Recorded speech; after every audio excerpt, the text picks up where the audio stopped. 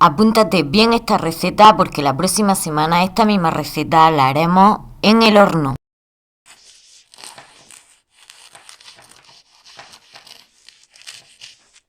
Y como una imagen vale más que 1000 palabras, mira. Dejo la receta bien detallada en la cajita de descripción abajo.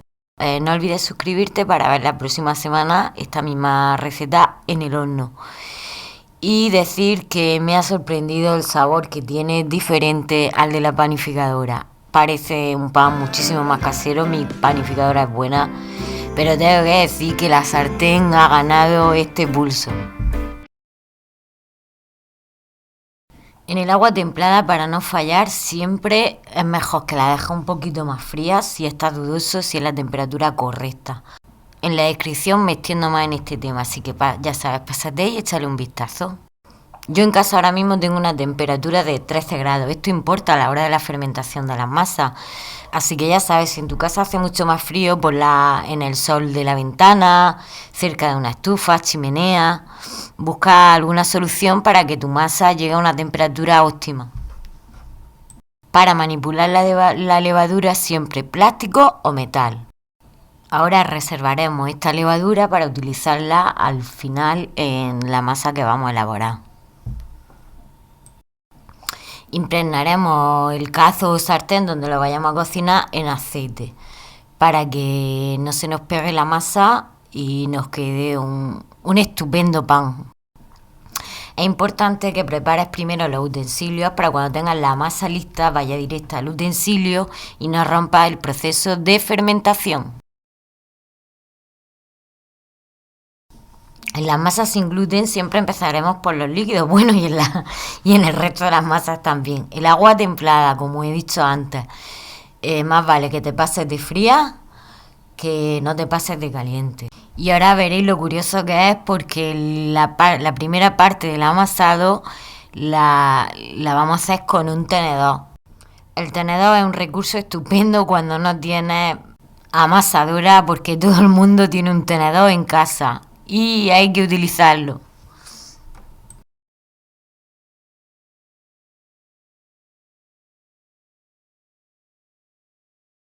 El tiempo exacto que he tardado desde que he cogido el tenedor hasta que lo cubro han sido de 6 minutos.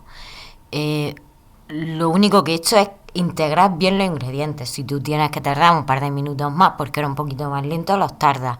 Pero simplemente integrar los ingredientes, que se quede todo como una masa homogénea.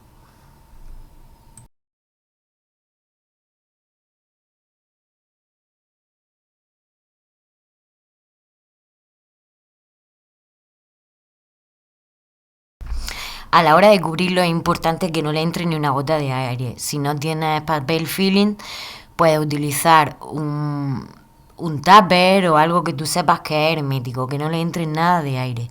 Aquí lo vamos a tener cubierto durante 15 minutos. Yo tenía 13 grados en casa, si tienes unos poquitos menos, pues en vez de 15 minutos le puedes poner unos 20 minutos. Y como dije en la anterior receta la semana pasada, que la fermentación era entre 26 y 35 grados, esta masa nos ha cogido 20. ¿Qué haríamos ahora si lo lleváramos a una sartén muy caliente?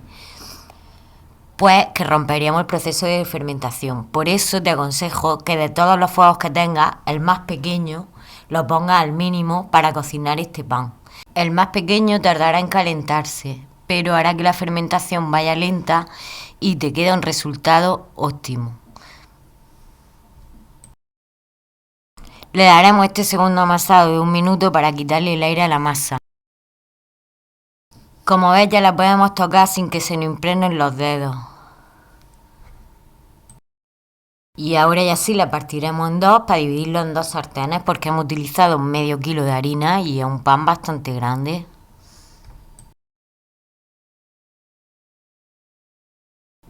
Nos impregnaremos las manos en aceite para manipular la masa y dejarla bien sellada para que no quede ningún poro. En el fuego más pequeño, al mínimo, durante 15 minutos por una cara y por la otra. Estos cortes Con el cuchillo se lo haremos a los 5 minutos de haberlo tenido en el fuego, que es cuando ha cogido aire la masa, para que se nos haga por dentro y no se nos quede crudo. Los cortes con cuidado, de no romper la masa por encima, superficiales. Y ahora sí, después de 15 minutos, con la tapadera y a fuego lento, le damos la vuelta como si fuese una tortilla. Y lo tendremos otros 15 minutos más. Yo lo que hago es me pongo la alarma y así no fallo en darle más tiempo por un lado y menos tiempo por el otro. Me queda siempre perfecto. ¿Por qué ha quedado tan estupenda esta receta mejor que en la panificadora? Pues mira, estas gotitas de agua que ves en la olla le dan humedad al pan, que es lo que le falta muchas veces a las masas.